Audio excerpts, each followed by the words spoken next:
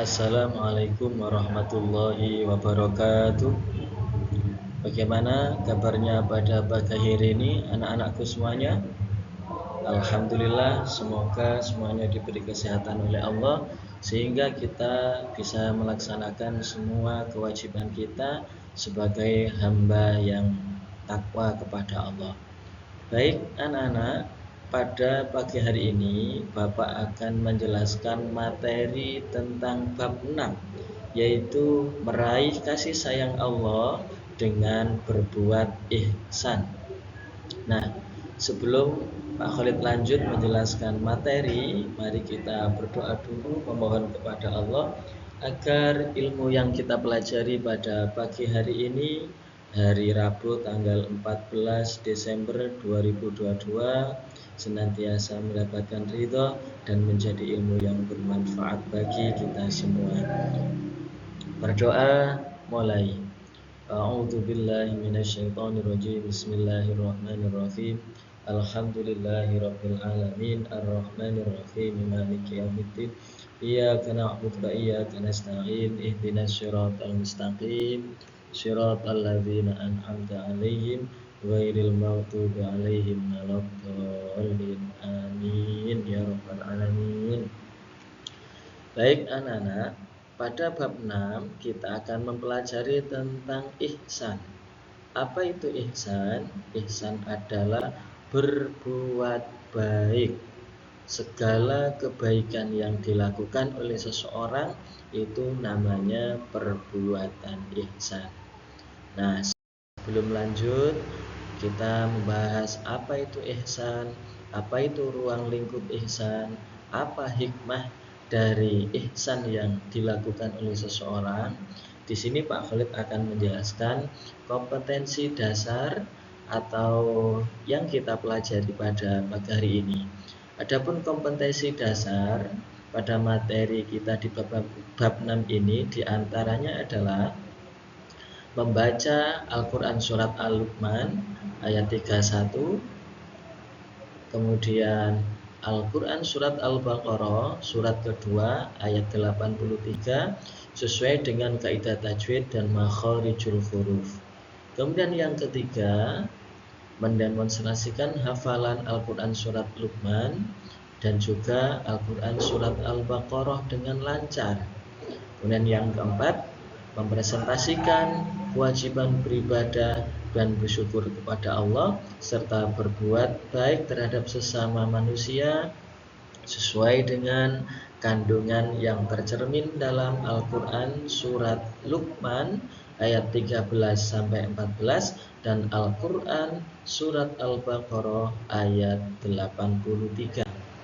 Adapun tujuan dari pembelajaran kita pada pagi hari ini diantaranya adalah membaca Al-Quran Surat Luqman ayat 13-14 dan Al-Quran Surat Al-Baqarah ayat 83 sesuai dengan kaidah tajwid dan makharijul huruf dengan penuh rasa ingin tahu. Kemudian nanti kita juga mempresentasikan kewajiban beribadah dan bersyukur kepada Allah serta berbuat baik terhadap sesama manusia sebagai pesan yang terkandung dalam Al-Quran Surat Luqman dan Surat Al-Baqarah ayat 83 dengan penuh komunikatif. Anak-anakku semuanya yang saya cintai, di dalam Al-Quran Surat Al-Baqarah ayat 83, mari kita baca bersama, nanti anak-anak menirukan ya. Dalam surat ini Allah menganjurkan kita untuk senantiasa berbuat baik. Baik, sebelum lanjut ke pembahasan tersebut, Pak Khalid akan membacakan ayat tersebut. Nanti anak-anak bisa menirukan dari rumah masing-masing atau dari tempat pembelajarannya masing-masing. Ya. A'udzu billahi minasy syaithanir rajim. Bismillahirrahmanirrahim. Wa id akhadna ميثاق بني إسرائيل لا تعبدون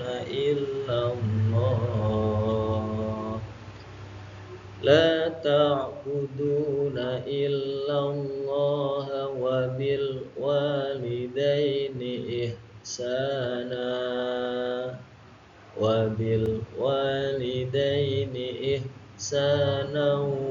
وذي القربى واليتامى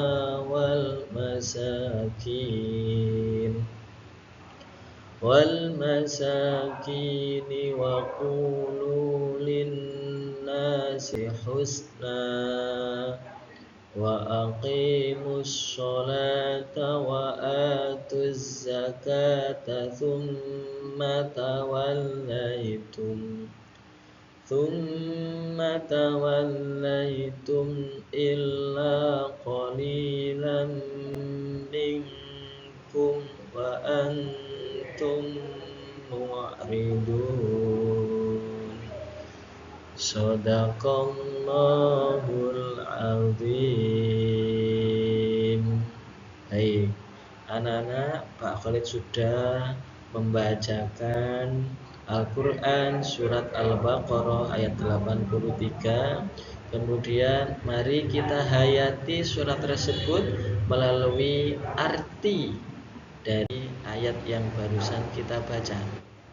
Artinya, dan ingatlah ketika kami mengambil janji dari Bani Israel, janganlah kamu menyembah selain Allah Subhanahu wa ta'ala, dan berbuat baiklah kepada kedua orang tua, kerabat, anak-anak yatim, dan orang-orang miskin.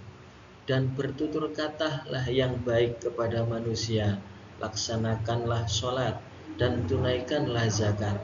Tetapi kemudian kamu berpaling, kecuali sebagian kecil dari kamu, dan kamu masih menjadi pembangkang.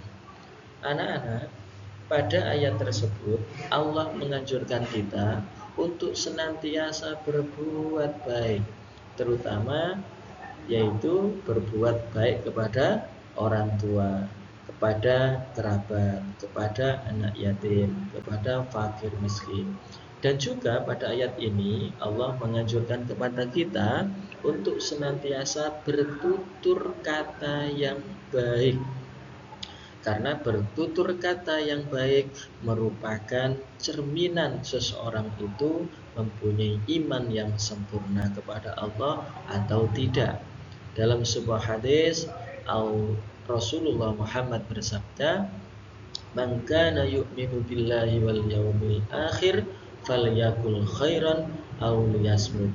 Barang siapa di antara kalian yang beriman kepada hari akhir, beriman kepada Allah, maka hendaknya dia berkata yang baik. Maka dari itu, anak-anak, untuk mengamalkan Al-Quran surat Al-Baqarah tersebut, mari kita selalu bertutur kata yang baik kepada siapapun, terutama kepada orang tua dan kepada orang yang lebih tua dengan kita. Insya Allah dengan demikian kita termasuk orang yang beriman kepada Allah, beriman kepada hari akhir, sebagaimana yang disebutkan dalam sabda Rasulullah tadi. Nah, setelah kita memahami isi kandungan dan arti dari Al-Quran surat Al-Baqarah 83, maka di sini mari kita bersama-sama mengidentifikasi bacaan tajwid yang terkandung pada ayat tersebut. Yang pertama yaitu Israila. Hukum bacaannya adalah mad wajib muttasil. Mengapa? Karena ada mad tabi'i diikuti dengan hamzah. Israila. Ada mad tabi'i yang diikuti dengan hamzah atau yang didahului dengan hamzah dalam satu kalimat. Maka hukum bacanya disebut mad wajib muttasil.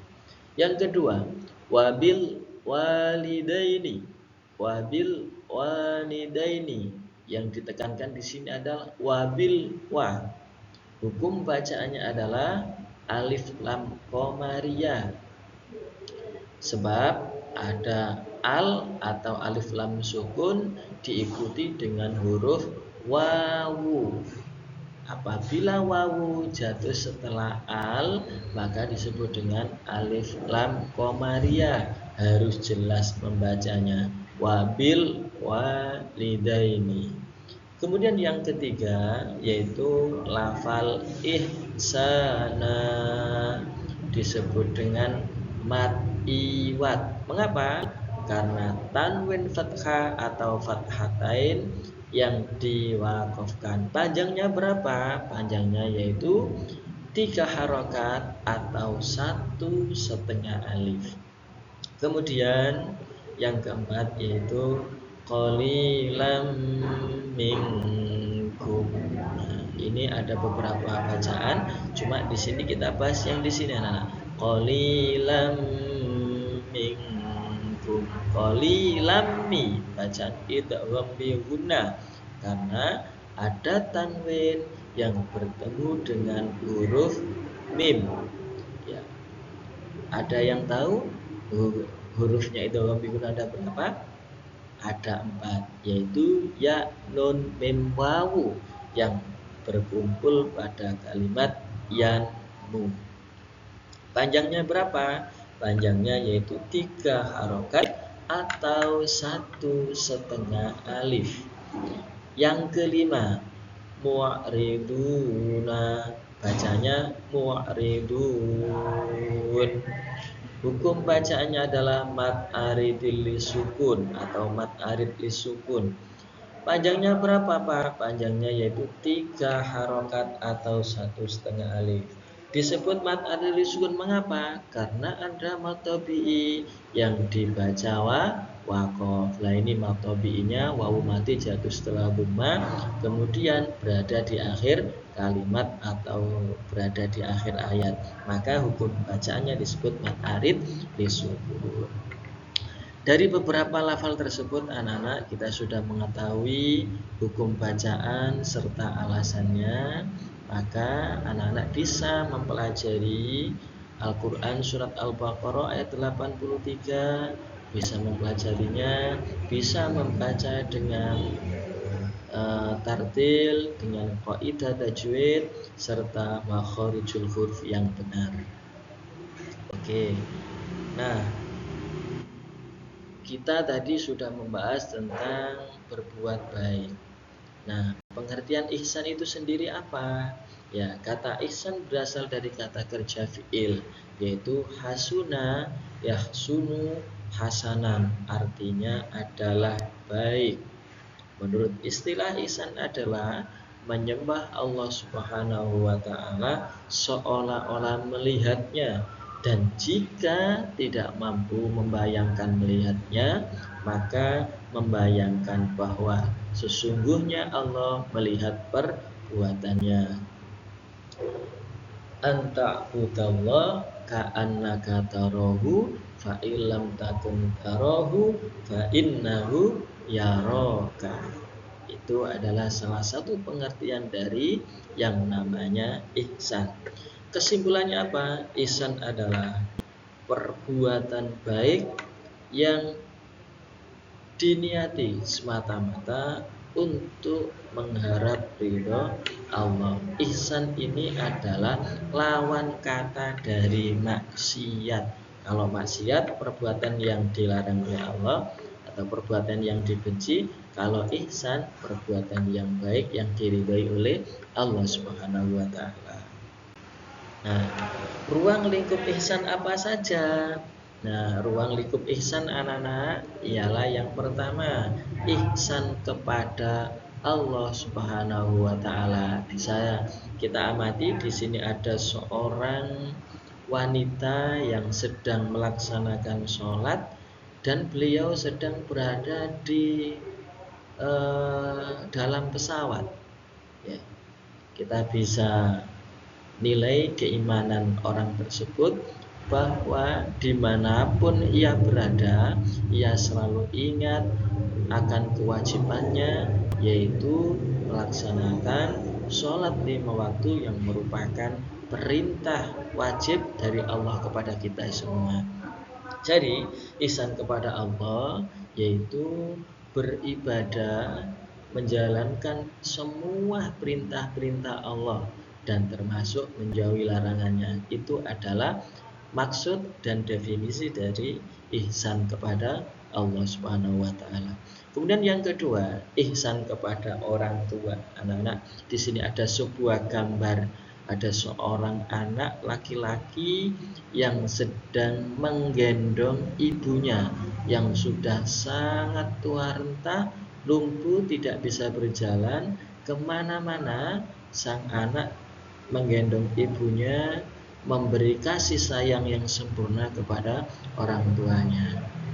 Nah, ini adalah contoh anak yang soleh, anak-anak.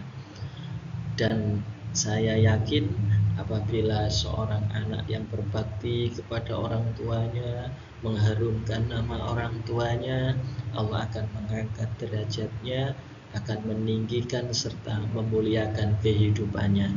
Ini contoh ihsan kepada orang tua.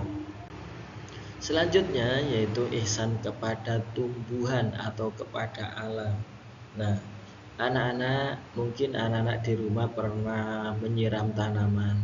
Tanaman apa saja yang ada di rumah atau di kebun. Ingat anak-anak, ketika anak-anak menyiram, memberikan air kepada tumbuh-tumbuhan, ini adalah anak-anak sedang berbuat ihsan kepada tumbuhan. Dan ini merupakan perbuatan yang dicintai oleh Allah karena kita memiliki apa? Kepedulian kepada sesama ciptaan Allah. Yang keempat selanjutnya itu ihsan kepada hewan. Anak-anak bisa dilihat di situ ada seorang yang sangat akrab dengan the lion atau singa. Padahal yang kita ketahui singa adalah hewan yang sangat buas, akan tetapi dia bisa berteman dengan baik. Apa kesimpulannya? Kok bisa manusia bisa bersahabat dengan singa? Ya, laki-laki anak-anak, karena si manusia ini atau si pemiliknya, ia selalu mengasihi, mencintai, menyayangi singanya, sehingga singa yang binatang buas bisa dekat dengan manusia seperti halnya pertemanan. Nah, maka ada falsafah Jawa mengatakan sebuas-buasnya macan akan tunduk kepada majikannya. Karena apa? Karena majikan tahu bagaimana cara menyayangi, memperlakukan binatang buas dengan sebaik-baiknya. Nah, ini contoh dengan singa, anak-anak. Bukan berarti anak-anak harus mempunyai singa gitu, enggak. Tapi apa? Apabila anak-anak memiliki binatang peliharaan, harus diperhatikan makannya, nutrisinya, atau perawatannya. Maka dengan demikian anak-anak sudah berbuat ihsan kepada hewan. Selanjutnya yaitu ihsan kepada alam. Nah, ihsan kepada alam contohnya ialah termasuk menanam pohon di tempat-tempat yang berpotensi bencana tanah longsor, seperti misalnya di gunung.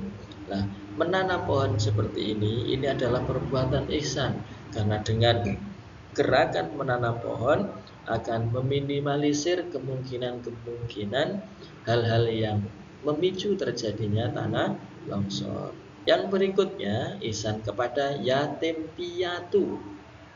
Nah, berikut anak-anak, ini adalah sebuah gambar contoh tentang berbuat ihsan kepada anak yatim piatu.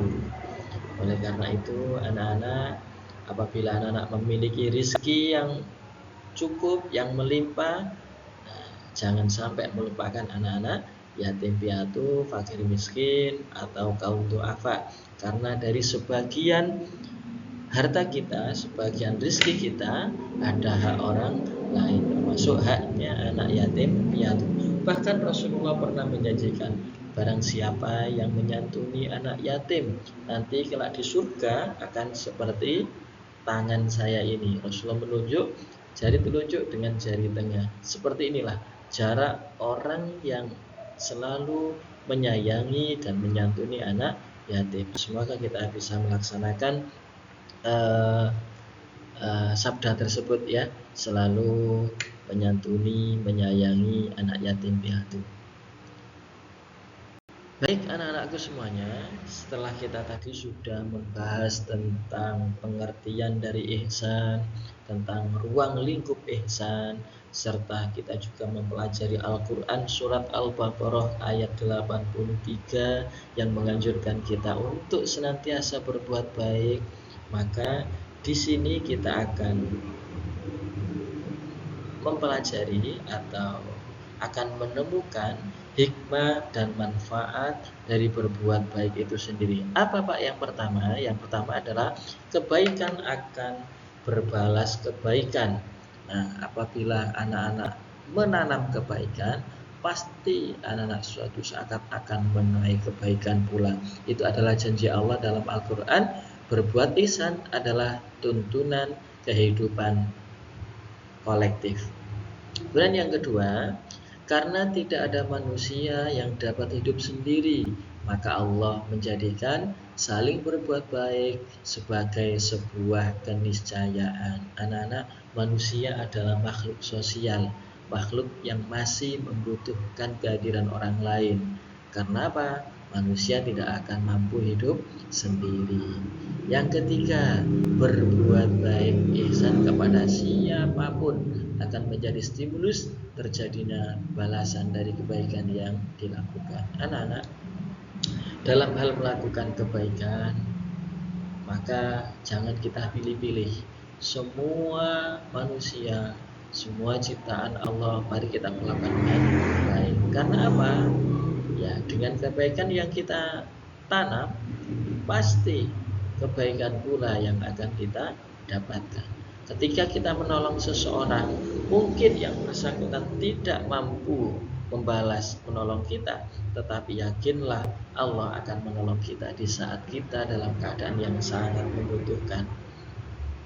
Kemudian yang keempat, demi Allah membuat sunnah aturan bagi alam ini, ada jasa, ada balas. Semua manusia diberi nurani untuk berterima kasih dan keinginan untuk membalas budi baik. Anak-anak, kita memiliki hati nurani. Apabila kita diperlakukan baik oleh seseorang, pasti dalam hati kita ingin memperlakukan orang tersebut dengan baik. Apabila kita disakiti oleh orang, maka kadang-kadang kita juga ingin menyakitinya. Ini adalah sebuah naluri, sebuah nurani semua manusia bahwa selalu ingin diperlakukan baik. Maka dari itu kita juga harus berlaku baik kepada siapapun. Insya Allah dengan kebaikan-kebaikan tersebut kita pula akan mendapatkan kebaikan-kebaikan sebagaimana yang kita butuhkan. Anak-anak, tadi kita sudah memahami hikmah dan manfaat dari perilaku ihsan. Sekarang kita bahas bagaimana cara menerapkan perilaku ihsan dalam kehidupan kita. Di antaranya adalah yang pertama, melakukan ibadah ritual seperti sholat, zikir, puasa, dan sebagainya dengan penuh kekhusyuan dan keikhlasan semata-mata hanya mengharap pahala dan ridho Allah Subhanahu wa taala. Dan kedua, yaitu dengan birrul walidain, berbuat baik kepada kedua orang tua dengan mengikuti semua keinginannya jika memungkinkan, dengan syarat tidak bertentangan dengan aturan Allah. Jadi batasan kita taat kepada orang tua selama perintahnya tidak bertentangan dengan larangan Allah. Kemudian menjalin hubungan baik dengan kerabat. Anak-anak, di antara menjalin hubungan baik dengan kerabat adalah pertama, dengan menjaga tali silaturahim, jangan sampai putus Jangan sampai bercerai-berai karena menjalin hubungan baik dengan kerabat merupakan perbuatan yang terpuji dan juga merupakan jariah dari orang tua kita atau leluhur kita. Kemudian yang keempat, berlaku baik kepada binatang dengan memelihara atau memperlakukannya dengan baik.